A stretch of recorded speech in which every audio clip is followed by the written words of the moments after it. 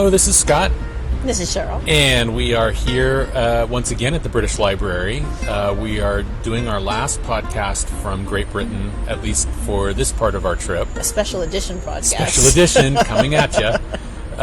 We wanted to do one last podcast on kind of some observations that we have made during our 2 months here in the UK. And just some interesting little tidbits, at least we think they're kind of interesting, that might resonate with some people, or people who are coming here on a trip might find useful or interesting to hear about. And so just some, I guess, some sociocultural observations from our 2 months. You know, I think one thing that sticks out for me and that I distinctly remember from our first trip to Britain is that there's a general sense of politeness. You know, generally people are polite here. When you walk up to a counter and make a purchase in a store or in a cafe or something, you know, they tell you the price, and when you hand them the money, they always say thank you. And I just find it, and it's like every time, you know, and it's just so interesting because that doesn't happen, at least where we were in the United States. And it's just a thing that always happens. Yeah. And another example is when you get off a bus. Everybody that gets off the bus turns to the driver and says thank you before they disembark. Yeah, that really shocked me, and I guess to my chagrin about myself when I rode especially as a teenager, when I rode the bus as a teenager, I didn't really think about the bus driver. Mm-hmm. You know, you're just kind of wrapped up in your own world, and you think of it as a service that you pay for, and you get on and off, and that's it. But I mean, I think the few occasions that I've not heard somebody say it, it stands out. Oh, yeah. I mean, if you don't say it, you stand out. Definitely. Even surly, kind of sullen teenagers getting cheers. You know, Yeah. they always say something. Absolutely. Yeah. Well, and kind of on the flip side of the bus situation too, when you and I see this all over when you make requests or transactions or something, you always say please. So, you know, one adult to the city center, please. Right. One cappuccino, please. One this or that, please. Yeah. And there's always a please, and there's always a thank you. And it really amazes me how much that stands out for me, because, I mean, on the flip side, just because you never hear, I never heard that in the United States like that, to that extent. Not pervasive. I mean, you always said it, so somebody was saying it. Yeah, I mean, but I mean, it's not typical. You don't go to the manners. Gap and you say, you know, please and thank you to the guy that checks you out typically at the mall, you know? I mean, you're absolutely right. Yeah. No, but you true. do hear. You do hear. Yeah, you sure do. So that is really, I really enjoy that aspect of. Well, and it's Britain. funny because you hear snippets from things that people are lamenting the loss of that. I know. Here. And I don't think they realize it must have been overboard before. I know. Well, and there's another example too. You know, when again everything seems to be centering around the bus, but we spend a lot of time on buses. But when you're sitting at a bus stop or whatever, and you're watching buses come by, and there's a bus that's out of service, and you know there's a little digital board up on top of the on the bus that says, you know, what line it is and what number or whatever. Right. When it's out of service, it says sorry, not in service. You know? So sorry to inconvenience you, but this bus is just like, oh my God, just like a soliloquy just to tell you the bus isn't working. It's great. Yeah. So that has been one big thing that has kind of stuck out for me. And definitely. I'm sure it'll change as we go on our travels, but it's one thing that I think is somewhat unique to Britain. I am not sure. Yeah, we'll see. Yeah, people could be saying all manner of things to me, and I won't know. Yeah, that's in true. other countries, so we'll see. But anyway, the other thing that we often will comment on as well, it's just different. You know, when you're used to going to a restaurant, you usually get bread for free, right? Or if you go to a place. You know, for breakfast or something, usually the butter is free or the jam is free, or just condiments next to things on your way out. But everything you have to pay for. Everything is, 20p for the butter. It's like, I ain't paying 20p for butter. I mean, that's just on principle, you know? That's just being cheap. Yeah. But yeah, I think especially at dinner, it was rare to get free bread. Yeah. There were a couple of places that we got it. But Well, just today, though, remember, now people will ask us, like, a couple of instances it's been, do you want the paper? And it's like, when we first were asked it at a hotel, we're like, yeah, sure, that'd be great. Great, Which paper would you like? Yeah, I know. What do you have? He's what like, do you have? We can get you anything anything. You want. Oh, wow, fabulous. This is great. Yeah. Next day when we check out, there's a line for how much the paper was. And it's like, apparently that wasn't now included. We get it. Yeah. So that now that we're asked anything, like today when we checked in, there's like, would you be having breakfast? And we're like, why? Is it included? She's no, like, it's not. Never like, mind. No thanks. We'll run and get something. Thanks. Yeah. But we always learn to ask now so that we don't get caught. Yep. But many things are not included, and that's right. just the way it is. That's right. Yeah. And then, of course, also different for us is the fact that when you eat in, it's more. This is pretty standard across Europe. Yeah. That is new for Americans. Is that it's the price for sitting at a table is higher than for taking away the coffee. Right. It's about 20p higher or whatever it is to include the service charge and all of that. But that's just that's I think more standard. Yeah. And Europeans are used to it. Just Americans Absolutely. not so much. Yep. Yeah. The other thing that I find completely fascinating is the whole nature of the BBC. Yes. We're staying at places that have varying quality throughout our time here, but you will always get BBC One, and two. BBC Two, and then maybe whatever other channels. But those are the kind of strongholds of the culture. I think it's lessening now with cable and all of that kind of stuff. Satellite. But those are the majority channels that you get in most places that you see. But it's fascinating that there is one central place for people, like in the morning when they do their news. Yes. They're constantly asking for people to text in, yes. to email, lots to tell of us your thoughts. Yeah. It's like you're in somebody's living room and they're just constantly back and forth conversation with you. Yep. And they read email out on the air. Right. So and so from Sussex has written in. Right. They agree with what we're saying. Right. They disagree. It's or like whatever. instant feedback. Yeah. It's fascinating that the opinion is so instantaneous and so requested. And then they have a show, I think it was on yesterday, where they just talk about people's reactions to shows on the BBC. Yes. It was like a half an hour of, well, everybody wrote in about this, and everybody was, so let's talk about it. Should we have run that ad? Or, Well, and one morning, too, they had a whole segment on the morning news about the new BBC introduction bumper graphics and the identification of BBC One. Well, the fact that they had spent £1 million on new advertisements for BBC. Right. BBC One. Yeah. And not only did they angst about it, that number one, should we have spent the money? But number two, what do you think? What do you think? Yeah. Right, exactly. Should we have used it for our new idents, as they call them, or should we have used them for programming? Because people pay for the tax. I mean, they pay the license. Right. Yeah. So they should have the feedback, but it's just so interesting to hear, and just this constant analyzation of everything they do, whether or not it's good, bad, indifferent, stupid, whatever. It's just a constant mulling over of everything, which I think is the other kind of flip side to that. It's very much part of the British culture, or seems to be the English culture anyway.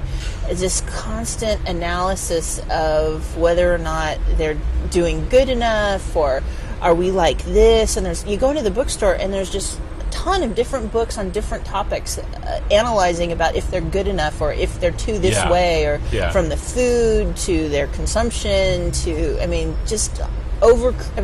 guess it is criticism, just constantly criticizing and evaluating themselves. Self-analysis, which I'm sorry to say, as an American, I don't see as much in our media culture. No way. Someone will kind of bring up a flag like, hey, should we be doing this, or that type of thing, but it's not so exhaustively covered constantly over every aspect of life, every aspect of the culture. It's a fascinating thing to watch. The other thing that I thought was interesting too is on Sunday afternoons they have kind of like the British Hour of Power. They have basically a song service, and they have people giving testimonies about their Christian life and this type of thing, which, obviously, great. I don't have any, qualm either way about that. It's just that it's weird to see it on a publicly sponsored channel that is the nation's channel. Yes. I mean, nowhere do you see separation of church and state and the whole, colony versus motherland kind of mentality than in that. I mean, to me, that is just classic. For me to think of someone, I mean, it's innocuous enough. It's not like it's overly produced or sugary or overly sugary or anything like that. But the fact that it's there on the state-sponsored channel, it just is so foreign to me. It just really took me aback. It really stood out. It's very interesting. Do you want to touch a little bit on some of the cultural things that we noticed when we went into Scotland? Yeah, definitely. Kind of bridging onto this idea of English angst about their self-identity is the whole kind of Scotland versus England thing. Yeah. And, obviously there's a history there. Yeah. And, the Scots definitely are vocal about, the English, and not necessarily, appreciating them as much as one would think. And there's, and then on the flip side, there's kind of an embarrassment of English who are in Scotland. They don't really want to identify themselves. Yeah. Sorry, I'm English, kind of a thing. Yeah. All throughout. I mean, we saw that several times. Yeah, definitely. And there's the kind of bigger picture that's going on here is the Scottish Parliament is kind of in full swing right now, and there's definitely this kind of underlying quiet storm about separation. Yeah, I mean, not quiet. I mean, I saw graffiti on the walls in Edinburgh that said "Free Scotland." I guess I mean like officially quiet storm, because the attitude from the Parliament, and I think for most people it seems, is that separation is a fact, and it will happen someday. And then on the street, yes, we saw this Scottish, not British graffiti and things like this. And I'm sure that there are more radical, vocal people that are doing it, right? Yeah. But in Parliament, it's like, you know what, it's going to happen. Just, wait a little while and we'll figure out how to do it. We'll sort it out. You know? And so that was interesting and somewhat surprising to me. Yeah, I mean, again, when you were talking about the differences between, England had always kind of lamented that we don't have a national identity. I mean, the Welsh do, the Scottish do, the Irish do.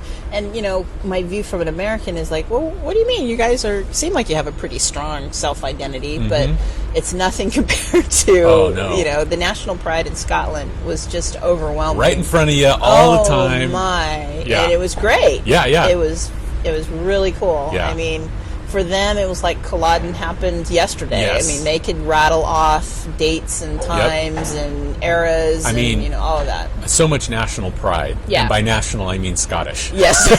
Yes, absolutely. Absolutely. But there was this weird disconnect. I think I mentioned it on the podcast that we did on Edinburgh, that, the English don't seem to go up there too much. Yeah. I mean, obviously there are people who go up and love it, but... not as much as we would have thought. Not as much as I would have thought. One of the shop girls had told me, they don't know what we're doing up here. They just think we're just some cold little area that they don't need to go up to, and they're asking me, are we on the same? Well, remember that gal in York.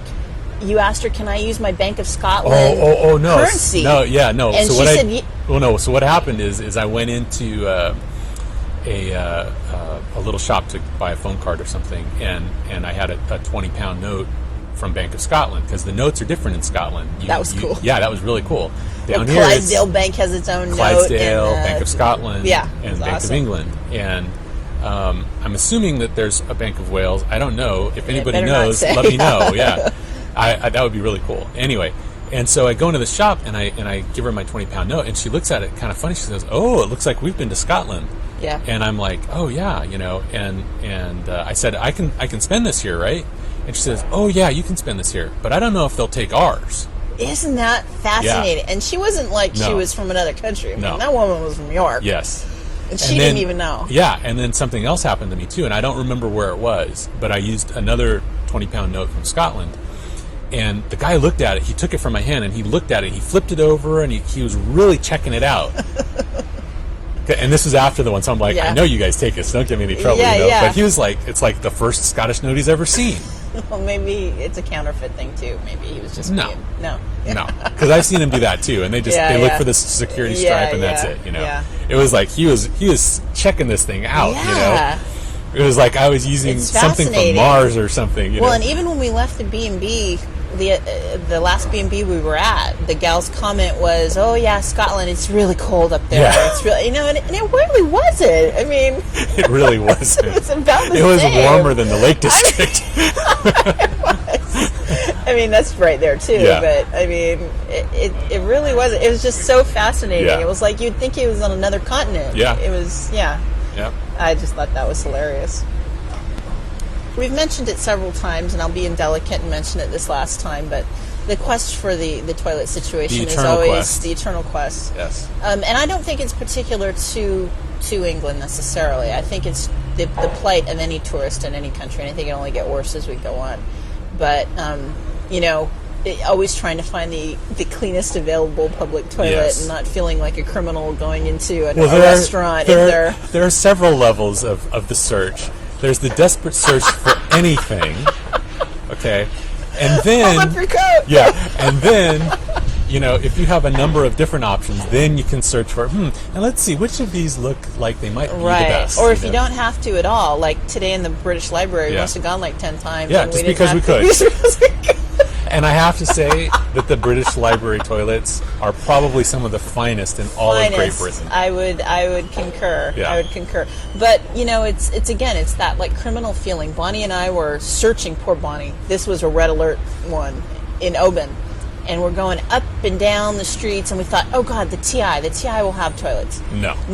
She told us down and that the other side of town. I've never understood that because none of the TIs seem to have enough money for it, I guess. But on the other side of town, she pointed us to some public toilet, and I looked at the map and I looked at Bonnie, and we're not going to make that. So off we are in this quest, and we see the sign that says library. And I'm thinking of my home library, warm and friendly, stocked with pleasant, helpful librarians and clean bathrooms because nobody goes in the library. And off we go to the library, and we go and we walk in, and this woman sees us walking up from a mile away probably. And we walk up to her, and we kind of look around subtly. She's got this desk right in the front, and she's like, "May I help you?" And we're like, do you have bathrooms? And she looked at Bonnie and she said, "Is that the only reason you've come in today?" I thought Bonnie was going to die. Poor thing. Sorry, in a delicate state. No. But, and then to her credit, man, she was like, no, I also want to use the internet. Yeah. And so she had endured 10 minutes of this woman hooking her up training. for a visitor pass to the internet, when all she really wanted to use the toilet. Yeah. But to the woman's credit, in the end, when Bonnie sat down and we were on the computer, and after she said, "Oh, do you want to use the toilet now?" Like she had fulfilled her obligation. Yeah. Now you may use the You've toilet. paid your due. Right. So it's been a long and difficult journey. That's right. Yeah. But no, it's something to just keep your eye out for. Keep your eye out for. When you find one, use it. Even if you don't have to go. Yeah. Yeah. The bladder is a tricky and funny organ. Anyway, well, I think we've covered everything. Illustrious. That's right. These are practical things, though. Yeah. No, these are definitely way practical things. Yeah. They're survival tips. That's right. It's most basic. That's right. The most fundamental. The other thing I wanted to mention real quick was, obviously we mentioned this over and over, but with the pound being so much stronger than the dollar, the quest for the cheap meal is always the other quest, and fresh food. And sometimes it's just whatever's quick and cheap wins over fresh food a lot of the times. But I can't say that our eating habits have strayed too much, because in the U.S. we were definitely Mexican fast food, burrito, that kind of thing. And we have found our equivalent here in the UK Yes. is most analogous to curry takeout. Yeah. So we have become quite proficient in kind of finding out, sniffing out the cheapest. Anyway, Yes, that's and our the surrogate most spicy tasty, food exactly, and tastiest exactly. and just good hearty food. It is. Nice. I worry a bit when we go onto the continent if we'll find the array of Indian restaurants. Oh, that I don't we think found. so. I doubt it. We'll have to, get a see. kebab or something. Yeah. I don't know. Yeah. But that's been hard. You had what they labeled as an enchilada, but was really a burrito. Yeah. Yeah, but it was really good. It was good, but it weren't no enchilada. No, that's fine. It's not a subtle I difference. didn't complain, I though. know. At the veggie restaurant, but we it have was been very well without seasoned. It was nice. refried beans for 2 months now, and I'm just coming out of the withdrawals. But I think You've had to replace that fat content with clotted cream, brie, goat's cheese. Yeah, sadly, the cream teas have gone by the wayside. It's been I don't know when we had the last full. full on, probably a while. That's sad. We should go find one. Oh my god, I can't do it. I'm already going to have to take up jogging as it is. Well, we'll see. We'll see how we do in Paris with the croissants. Well, it looks like they are closing down the British Library now. They are. And so I think that we should vacate before they lock us in the gates. Wouldn't be bad. But for now, we're going to sign off from London, England, and the next time you hear from us, we will be in Paris, France. I can't believe it. I know, it's going to be awesome. It is. And we will report back to you shortly on how our time starts out there. Yes, I'm sure there will be no cultural differences to report. No, I don't think so. No, I'm sure it's very similar. Yeah, in absolutely. many respects. Absolutely. Excellent. Well, for now, from London, this is Scott. Still Cheryl. And we will talk to you later. Bye.